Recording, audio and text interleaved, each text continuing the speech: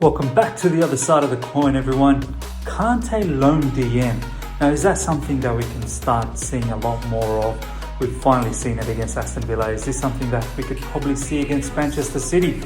Now, join me in this particular video where I have a conversation with Jay in regards to this particular matter. If you enjoyed this video at the end of it, smash the like button, guys. Don't be shy. And if you're here for the first time, subscribe and hit the bell notification to stay in touch with all my content. See ya. Got you back again, Jay. How are you, first of all? I'm good. How are you? Yeah, good, man. Football's back, so it's exciting times again. Yes. Lots of things to talk about. And I've brought you in for a specific matter because we have had this discussion a while back in this channel. In a group discussion where you were talking about how Kante could be a lone DM, and I remember tweeting that out as well in my Twitter page, that specific clip. So the topic that I want to talk to you about, which is quite hot at the moment in the Chelsea fan base, is we've seen against Aston Villa, Kante finally getting the opportunity to play as a lone DM.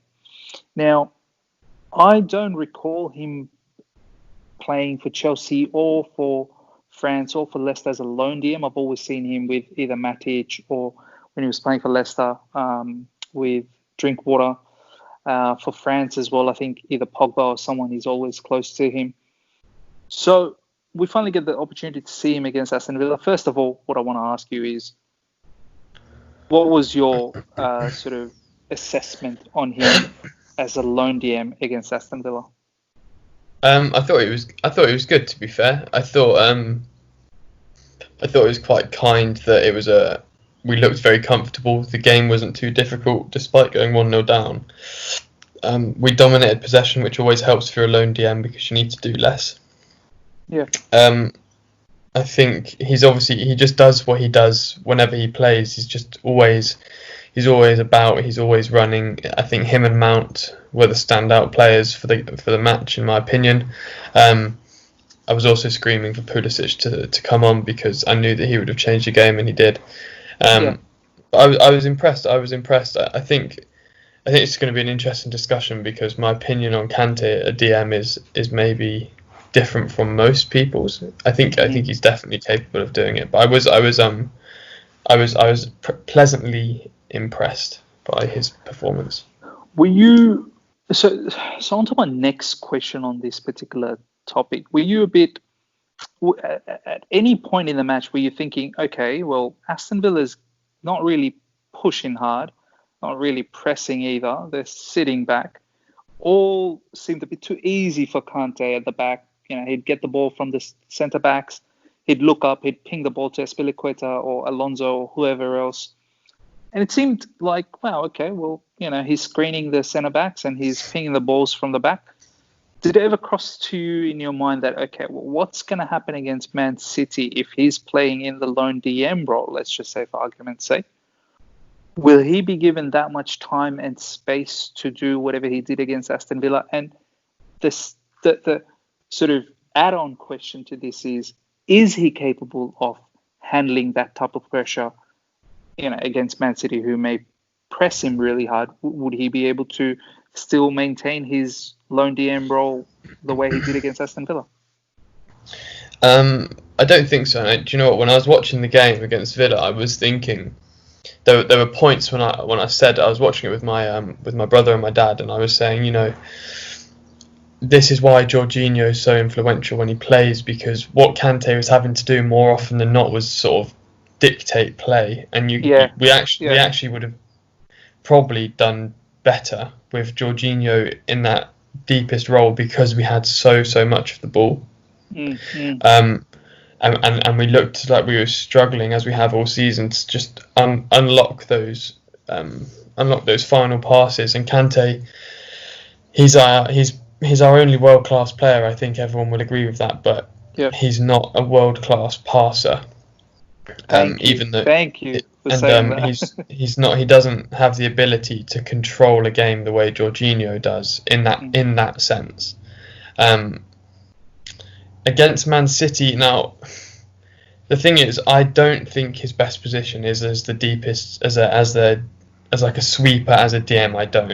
And I don't think he thinks that himself. He's said multiple times that he's not a central defensive midfielder in the like Makelele sense.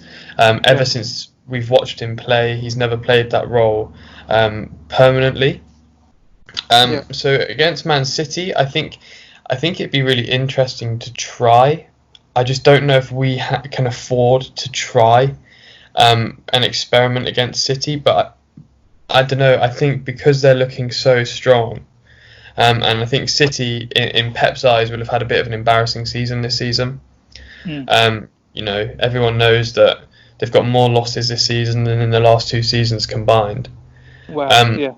So if I was Frank, I think I would go a bit more old school, and I would maybe get Kante just the full 90 just to man mark De Bruyne. Yeah. Because De Bruyne's the best midfielder on the planet, and the one player that I would put my whole trust in to be able to follow him and track him in the world would be Kante. Yeah. That's and well said. I think it'd benefit us having Jorginho at the base, because we don't have Ziyech yet, so we need someone that's going to pick the passes from deep. But as a DM, I thought Kante was fine. I suggested it when we last had a discussion, and I also spoke to Aidan and Con on a recent podcast with SW6, and they both weren't that keen about Kante as a DM. But I only suggested it because I don't know about you, but when we were watching the game, the only time I felt some level of anxiety when I was watching was when the defence were playing. As in when Rudiger's passing the ball around, or when we're passing it, around the back. And I suggested Kante as a DM because he might make the centre-backs feel more comfortable, because if they make a mistake, the chances are that he will be there to help amend that issue. And if he's at the deepest position in the midfield, he can help the defence quicker than if he's slightly further up the pitch. But yeah, I think against City, I would have him. I'd probably have him just man marking De Bruyne and just damage limitation really for that game. Yeah, look, I think we can all agree the fact that Kevin De Bruyne is he's the best player for Manchester City, and as you said, he's the best player in the planet at the moment. And we need to somehow stop him. And as you said, Kante is probably the best person to stop him. But going back to the whole Kante DM role, honestly, I was really excited to see him play, listed as, in the starting lineup. And I could tell that he was most likely going to be the deepest midfielder. And I tweeted to you straight away saying, hey, it's something that you said, and it's, we're finally trying that. Having said that, obviously, as I said, throughout the match, I was just thinking, okay, with all the possession that we have, it seems like this isn't the way he probably perceived to play the deepest midfield. So could there ever be a chance that Kante could mold into someone like, that Real Madrid style Casemiro, who does all the screening and whatnot as the deepest player, helps out defensively massively, and still has a bit of say moving forward as well, links up nicely with midfielders and forwards. Or even probably not Sergio Busquets, because Busquets is really, really good with his passing ability and his one-touch passing. So I can never see Kante probably reach that level, but I could see him mold into someone like Casemiro. What's your thoughts on that? Well, Casemiro is a really interesting player. I really, really like Casemiro, and I'm happy to see that he's cemented himself as arguably the best holding midfielder in the world. I think he's really good. I think he benefits from having Fede Valverde next to him quite a bit, because statistically, Fede Valverde is actually nothing outstanding, but he's very good at just getting his job done and keeping the ball fluid. And Real Madrid have been absolutely excellent this season, and I'm fairly sure they've conceded the least amount of goals in Europe. Yeah. And obviously Ramos and Varane are outstanding, but Casemiro is a big part of that as well. I think Kante's a different player. I think he's more athletic. He naturally just doesn't want to sit. I think he wants to run and progress. Run around, yeah. And do you know what? I think he's slightly underrated on the ball. I think he's actually quite good. And what I really like about him, and it's the reason why I like Mount as well, is they have this instinct when they have the ball to go forward. Every time go forward. It's Pulisic as well. We needed him on against Villa because when he gets the ball, his head up and forward. Yeah. And that's Kante's sort of, as soon as the ball's at his feet, he looks forward. He never goes sideways, and that's why we like him. In terms of could he mould into someone that sits deeper, it's really interesting. I can see it in a similar way to what's happened with Vardy at Leicester. And now, if you were to look at how Leicester play or to watch them play, Vardy has under 20 touches of the ball per game, roughly, which is nothing. When you look at players like Jorginho who have around 140. Yeah.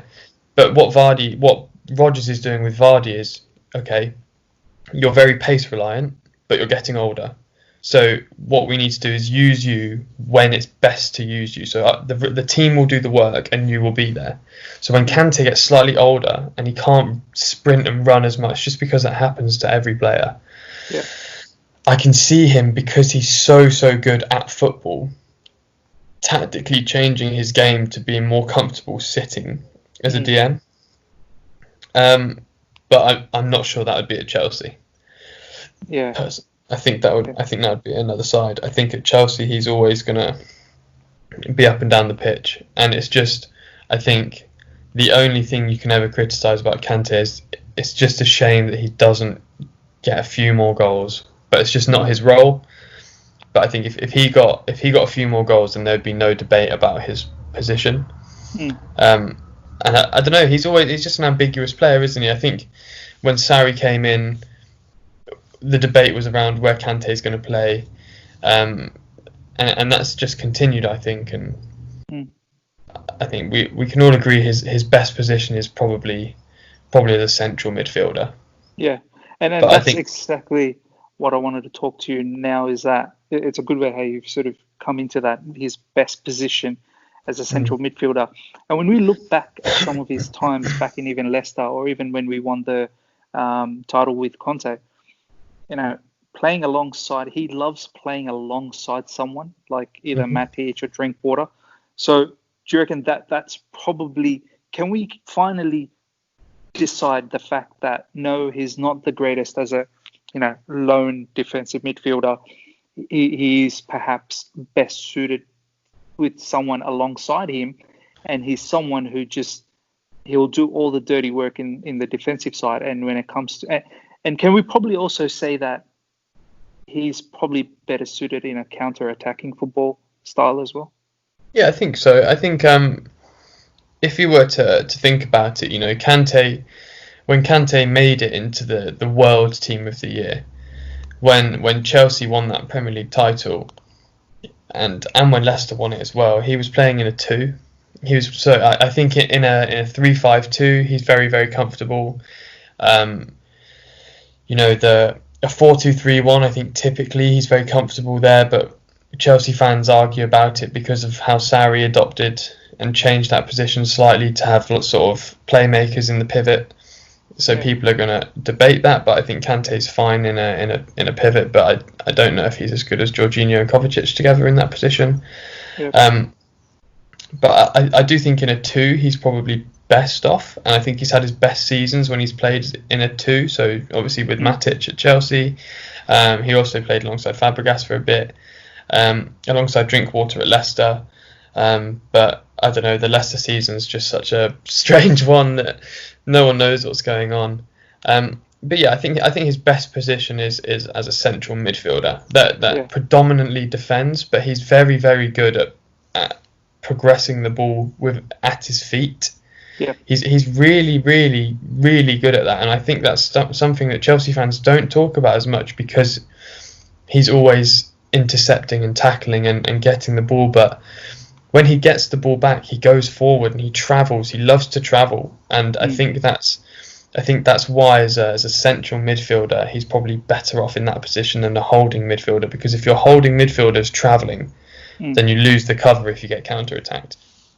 And I think he is probably better as a counter-attacking player than as a possession-based player, because for that reason, when he gets the ball, he looks up and then you go and I think he really helps with that. I think if we were to play counter-attacking football next season with Timo Werner and Ziyech, I think Kante would be really useful for those players in terms of when he wins the ball back, because, you know, as Chelsea fans, how privileged have we been to watch countless games where Kante is just every time he just wins the ball back, intercepts, wins the ball back, makes a tackle, and then he's able to actually finish that move with a bit of end product, with a small pass out to someone who maybe is a bit more creative, or to sprint 10-15 yards to go from a defensive third towards the attacking third.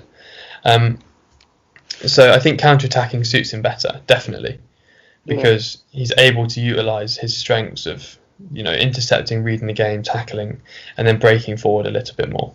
Instead of possession, where, like we saw against Villa, he wasn't bad. He was arguably arguably man of the match. I think Mount probably was for me. But he sometimes just looked a little bit lost when he had so much time and space on the ball, when I think Jorginho would have been a bit more confident, and he's gonna knock the ball into Jorginho, because we needed that. I know Aspi got 2 assists, but most of his crosses were rubbish. Willian was really, really terrible, and I don't like hating on any player, especially ones that play for the club. But I was really thinking Jorginho would have made that game much more comfortable for us, because we were struggling to get good balls in. And Kante just can't do that as well as Jorginho. But I was hoping Kovacic would have done it as well, to be fair, and I don't think he really asserted himself on that game very well. I was very underwhelmed with Kovacic against Aston Villa, personally.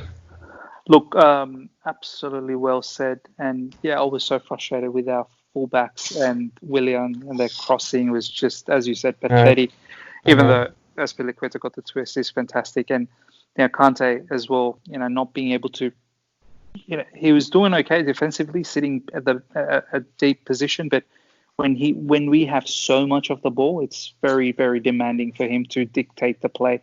The Kovacic one, I'll sit with you another day, because I've got an episode lined up talking about why I think he probably didn't assert himself, in that match. But we'll leave that for another day. But just before we wrap it up, Kante loan DM, do you see this as a future at all, or it needs to end now ASAP? I can see it. I can see it happening, but I'm not sure it will happen. I think Lampard likes Jorginho, and I think Jorginho, when he plays, will play as the deepest role and will pick the passes. I think Lampard's trying to keep that sort of philosophy of passing football and playing out from the back in that way. And just to add quickly, Kante did make a lot of passes. He had a great pass accuracy. He played lots of long balls. He was really good at it. But the only real difference is that cutting ball, that final ball in, is not in his sort of repertoire of skills, which is is nothing bad, because he has more than enough to make up for it. Exactly. But it's just not when we're so possession heavy, which we are more often than not. I think maybe he's not suited best for a DM role, but it'd be really interesting against City, because City are looking unstoppable. They are looking unbelievable. And I'm far more concerned if Mahrez is playing than if De Bruyne's playing, because I kind of back Kante to stop De Bruyne some of the time. There is absolutely no way that Marcos Alonso is stopping Mahrez at all. Not one, no chance. So I don't know. You need to watch the episode that will come out that I just did with Jonathan, and we talked about the fullbacks, and it was quite hilarious. And, but I'm hoping for sort of Jorginho deepest, and then I think in our half, I think if Kante can man mark De Bruyne, I think we might be slightly better off But Foden's looking quite good as well, and so is David. Yeah. Well, City are looking fantastic there. 8 Yeah. goals in 2 games. 8 goals in Well, 2 games. that's the thing. People think Liverpool are the best attacking team, but City have scored more goals. So Yeah, it's clear. But yeah, thank you so much, my man, for that awesome information around Kante. And it's great to see as well how you thought that maybe he could work as a holding DM, but perhaps not at Chelsea with yeah, all the possession that we have. But yeah, thank you so much. And hopefully all the viewers out there that you've enjoyed this episode a little bit about Kante loan DM situation. Until next time, see ya. see.